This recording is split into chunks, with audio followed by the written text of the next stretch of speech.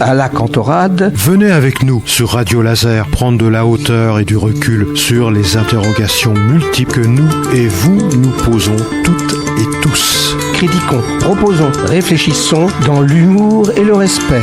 Explorez pendant un mois, chaque semaine, un sujet pertinent avec toujours un invité expert. Bonjour à toutes et à tous sur Radio Laser. À la Cantorade Science, nous allons, comme chaque mois, parler de Science Ouest du mois de février avec Marion Guillemin. Bonjour Marion. Bonjour Bernard. Marion, bonjour à toutes et à tous. Marion, responsable de la rédaction de Science Ouest. Et nous allons aborder d'abord le dossier de ce numéro de Science Ouest. Le dossier est intitulé « Voyage au centre des volcans ». Alors parfois ce sont des catastrophes qui peuvent parfois être meurtrières aussi et grandioses, ça fascine toujours. On se rappelle de Pompéi, on se rappelle qui a été enseveli sous les cendres. Il y a encore d'autres événements qui sont produits. On se rappelle de l'Islande où les avions ne pouvaient plus décoller. Et puis on verra aussi quelque part que on a trouvé des traces d'une activité volcanique en Bretagne il y a 600 millions d'années. Bon, mais maintenant je vais vous laisser la parole, Marion. Oui, c'est bien, vous avez déjà dit beaucoup de choses. C'est vrai que ce mois-ci, on a décidé d'enfiler nos bottes et pas pour aller sur les littorales, mais plutôt d'aller au centre des volcans, même aux entrailles de la Terre finalement. Alors, c'est vrai qu'on a appris que dès l'apparition de la croûte terrestre, il y a eu des volcans en fait sur Terre pour évacuer la chaleur résiduelle de notre planète. Les scientifiques nous disent que en fait la Terre est comme une gigantesque cocotte minute et finalement les volcans permettent d'évacuer cette fameuse chaleur. Et d'ailleurs c'est même grâce au dégazage volcanique qu'il y a une atmosphère. Moi ça je ne le savais pas. Je trouve ça très intéressant en fait de comprendre en fait le mécanisme du volcanisme. Donc là je vais pas rentrer dans le détail, mais on est revenu sur ces choses-là, sur comment ça fonctionne, notamment ce système avec une ou plusieurs chambres magmatiques. Et puis évidemment, on apprend qu'il y a une diversité de volcans. On pense aux volcans sous-marins aussi. Et puis donc bien sûr une diversité, toute une panoplie de types d'éruptions. Donc il y a beaucoup de choses à expliquer. On apprend plein de choses sur cette thématique de la géologie.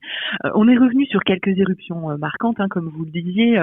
Je pense notamment à la montagne Pelée, qui est finalement un tournant pour la volcanologie. C'est à ce moment-là, donc ça a été un événement meurtrier et qui a permis en fait à la volcanologie de s'émanciper de la géologie. Donc ça a été une occasion malheureuse, mais qui a permis aussi aux scientifiques de travailler et d'avancer. Et puis également, on est revenu sur l'exemple du volcan Tambora en 1815, qui lui a entraîné une calamité climatique, parce qu'on se posait la question en fait du rôle des volcans sur le climat. Et donc les scientifiques nous expliquent qu'ils peuvent refroidir ou réchauffer finalement la planète. Il y a différentes activités. C'est le dioxyde de soufre qui va refléter les rayons du soleil et ça mène au refroidissement. Ça, c'est pour le refroidissement. Mais alors, pour la chaleur, c'est quoi, Marion ? Alors pour la chaleur, effectivement, il peut y avoir vraiment une accumulation de CO2 en fait. Oui, le CO2.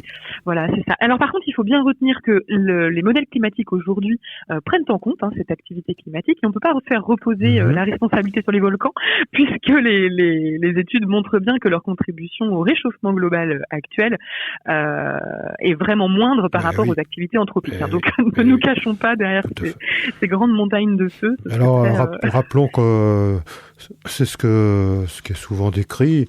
Rappelons que c'est grâce aux carottes de glace du Groenland ou de l'Antarctique que l'on a pu voir les pics variés notamment du CO2, mais aussi d'autres aérosols. Oui, alors ça c'est pour étudier les anciens épisodes, effectivement. Pour les anciens épisodes. Et les épisodes actuels sont en fait suivis en temps réel grâce aux satellites. Donc effectivement, ça c'est pour vraiment étudier les anciennes éruptions, puisqu'on ne pouvait pas les étudier à ce moment-là. Mais effectivement, alors là aussi je vais éviter de rentrer dans le détail, mais on est revenu en fait sur les différentes techniques qui permettent aux scientifiques d'étudier les volcans, notamment pour les surveiller, pour protéger les populations qui pourraient être menacées, mais aussi donc pour prévenir les risques, mais aussi surtout pour nourrir la recherche. Enfin, surtout, c'est pour les deux choses, mais pour bien comprendre ce qui se passe. Donc voilà, il y a vraiment les scientifiques vont sur le terrain, scrutent l'activité volcanique pour prévenir les éruptions et pour avancer en fait. Donc les volcans sont surveillance en permanence, sous surveillance en permanence. Exactement. Alors pour nos amis bretons, pensez donc à aller voir du côté de Il y a plusieurs sites, Paimpol, effectivement. Oui, voilà, il y a Paimpol, à Belle-Île aussi. Il y a différentes traces qui ont été retrouvées. Mais effectivement, on a plusieurs preuves de l'ancienne activité magmatique de la région. Voilà, donc on est revenu aussi sur ce sujet-là. Et ce volcanisme, comme vous le disiez Bernard, date de plus de 600 millions d'années. Et en fait, il est antérieur à la formation du massif armoricain. Ah, tout à fait, antérieur. Voilà. Écoutez, on vous a dit déjà beaucoup de choses, mais il y a encore bien. Oui, c'est un dossier très riche. Encore une fois, on vous a dit on ne s'attendait pas à parler des volcans en Bretagne, et en fait, il y a beaucoup de choses à dire, et il y a pas mal de géologues, notamment à l'université de Rennes, qui travaillent à ce sujet-là. Absolument. Alors, deuxième article que l'on va commenter un peu, c'est l'innovation prometteuse en recherche qui se fait en ce moment pour les transplantations d'organes, puisque il faut pour éviter le rejet d'organes transplantés, donner des substances qui vont éviter ce rejet. Et donc le problème, c'est que ces substances ont des effets secondaires importants. Et donc il y a des techniques qui se font avec des nanoparticules, c'est ça? Alors effectivement, aujourd'hui, quand une personne est greffée, on lui donne un traitement pour éviter que son corps rejette le nouvel organe, parce que forcément le système immunitaire il fait son travail, donc il peut rejeter son organe. Et ces traitements-là, ils ont de très lourds effets secondaires. Donc c'est un problème. Les receveurs en fait ont souvent quelques complications. Ils peuvent développer du diabète, de l'hypertension, de l'insuffisance rénale. En fait, la liste d'effets secondaires est assez importante, et donc pour essayer d'éviter, pour protéger en fait finalement les futurs greffés, il y a une équipe de chercheurs donc du CHU de Rennes avec des Italiens qui travaillent sur une innovation. Alors effectivement, ce serait une injection de nanoparticules. C'est un peu compliqué, mais ils injecteraient des nanoparticules à la surface desquelles ils colleraient des fragments d'antigènes qui seraient évidemment différents selon l'organe greffé, pour que la réponse du corps soit favorable. Mais les antigènes donc, correspondent à l'organe. Voilà. À l'organe qui serait greffé. Voilà. Et en gros, l'injection en fait qu'il ferait en amont de la greffe reprogramme. L'idée c'est ça, c'est qu'elle reprogrammerait la réponse immunitaire de l'organisme. Et donc ça c'est complètement révolutionnaire. Alors là on est vraiment à l'étape de la recherche. Ils sont en train de développer tout ça, mais c'est vrai que ça serait très très prometteur. Donc on a expliqué la problématique en fait que rencontrent aujourd'hui les greffés, les personnes greffées, et puis comment en fait cette technologie médicale permettrait de reprogrammer l'immunité. Oui, c'est-à-dire que finalement, le système immunitaire va dire cet organe nouveau là, il fait partie de mon corps quelque part. C'est ça. Et donc, en fait, on le dupe un petit peu. Exactement. C'est ça. Voilà. Oui, tout à fait. Bien. Alors maintenant, donc beaucoup d'espoir. Et maintenant, on passe sur l'usage d'Internet et la vulnérabilité psychologique. C'est une étude qui est faite en psychologie cognitive, une grande étude avec 1500 volontaires. Je vous laisse commenter, Marion. Oui, alors on a interviewé Séverine Erel, qui est chercheuse en psychologie cognitive à l'université de Rennes 2 et qui a publié avec ses collègues une étude très intéressante sur l'usage d'Internet problématique. L'utilisation problématique d'Internet, le UPI, donc c'est vraiment quand elle est excessive et compulsive. Donc ça se traduit souvent par un individu qui va se reconnecter en continu et qui a vraiment ça a des conséquences en fait sur sa vie quotidienne. Donc on est vraiment sur un usage problématique.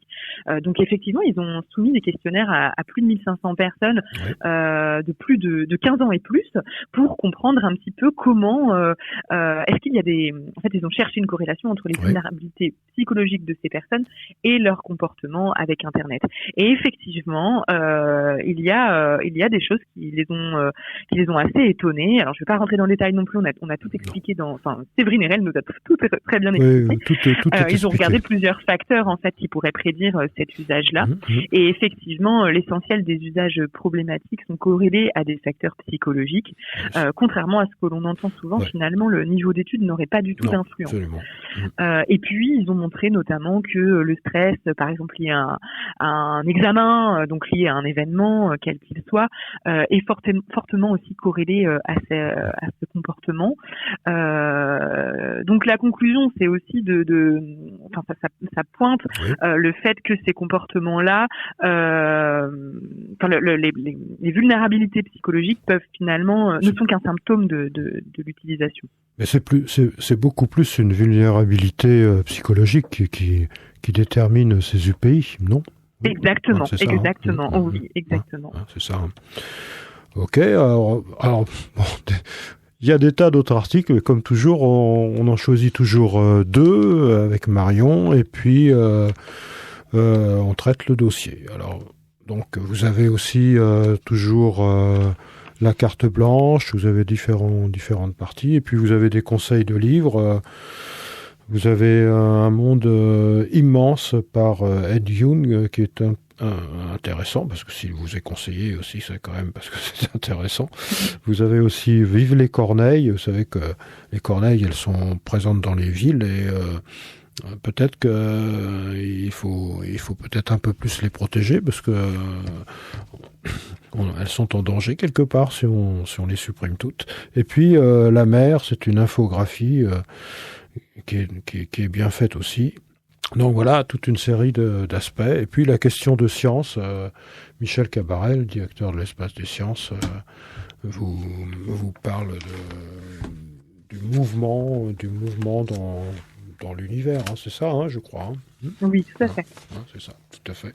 Vous avez une belle photo d'une spirale, voilà. On va pas en dire plus parce que je crois qu'il y a vraiment beaucoup de choses dans ce numéro, comme d'habitude. Et le dossier sur les volcans est très bien fait. Et moi, il m'a rappelé le dossier sur les volcans. Vous avez sûrement vu ce voyage, ce roman Voyage au centre de la Terre de Jules Verne. Oui, et c'est puis un clin d'œil, effectivement. Le film qui est sorti, c'est dit aussi dans Science Ouest. Je crois qu'on a fait à peu près le tour, Marion. Oui, tout à fait. On a même été plus rapide que d'habitude, vous voyez. Donc voilà. On vous salue toutes et tous et on vous souhaite un très très bon week-end à toutes et à tous. Merci beaucoup, Marion. Merci à vous. À bientôt.